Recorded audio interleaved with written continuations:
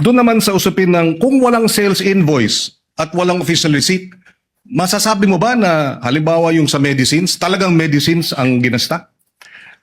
Kung sinabit po sana sa amin yung official receipt po or sales invoice, masasabi po sana namin. Pero since AR lang po sinubmit, hindi po namin masasabi based on that document alone. Kasi sinasabi nilang, total naman, just to wrap up, gamot naman yan eh. Di ba? Mabuti nga, bumibili ng gamot. Masasabi mo ba dun sa liquidation report nila na yung 122 million worth of medicines talagang medicines ang binili?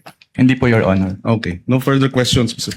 Mr. Witness, para klaro po sa mga nanonood, kapag pinag-uusapan po yung confidential and intelligence funds, chinecheck pa rin po ng COA kung paano ginastos yung pera. Tama po ba? Yes po, Your Honor. Okay, so ibig sabihin, kahit confidential ang tawag sa confidential funds, kailangan busisiin pa rin yung pinagkagastosan. Tama po? Yes po, Your Honor. Kasi public funds po siya. Kasi public funds. Okay. Ngayon, yung mga resibo na hinihingi nyo sa COA, again, para sa mga nanonood, para saan ba talaga yung mga resibong iyan? Kailangan po kasi naming malaman kung talagang bumili po sila nung kanilang mga binili, Your Honor. Okay. Kailangan malaman nyo kung talagang binili Yes po. yung sinabing ibinili. Opo. At At doon lang po namin makikita yun sa official receipt or sales invoice po. okay, OR o kaya sales invoice. At hindi lamang sa mga AR. Yes po, Your Honor. Okay. Unless nga para dun sa pagbili o pagpabayad ng information. Yes po, Your Honor. So, importante talaga na makapagsumite ng mga dokumento at resibo ng mga di umanong pinagkagastosan. Yes po, Your Honor. Okay.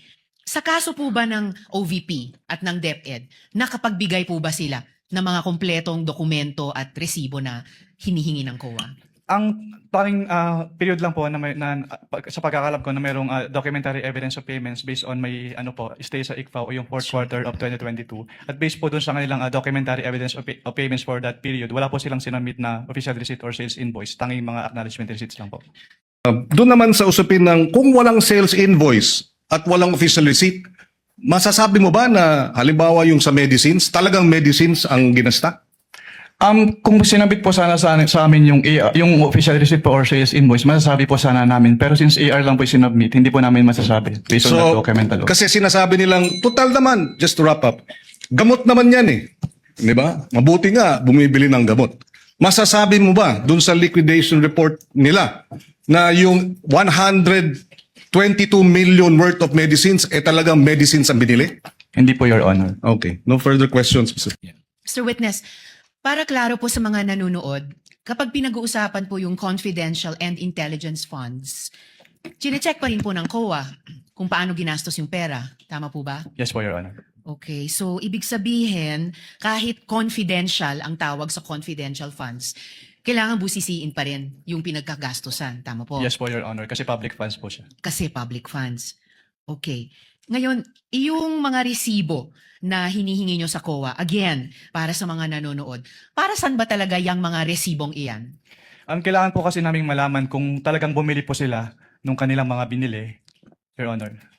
Okay. Kailangan malaman nyo kung talagang binili Yes po. yung sinabing ibinili. Opo. At At doon lang po namin makikita yun sa official receipt or sales invoice po. okay, OR o kaya sales invoice. At hindi lamang sa mga AR. Yes po, Your Honor. Okay. Unless nga para dun sa pagbili o pagpabayad ng information. Yes po, Your Honor. So, importante talaga na makapagsumite ng mga dokumento at resibo ng mga di umanong pinagkagastosan. Yes po, Your Honor. Okay. Sa kaso po ba ng OVP at ng DepEd, nakapagbigay po ba sila ng mga kompletong dokumento at resibo na hinihingi ng COA? Ang tanging period lang po sa pagkakalap ko na mayroong documentary evidence of payments based on may stay sa ICFA o yung fourth quarter of 2022. At based po dun sa kanilang documentary evidence of payments for that period, wala po silang sinamit na official receipt or sales invoice. Tanging mga acknowledgement receipts lang po.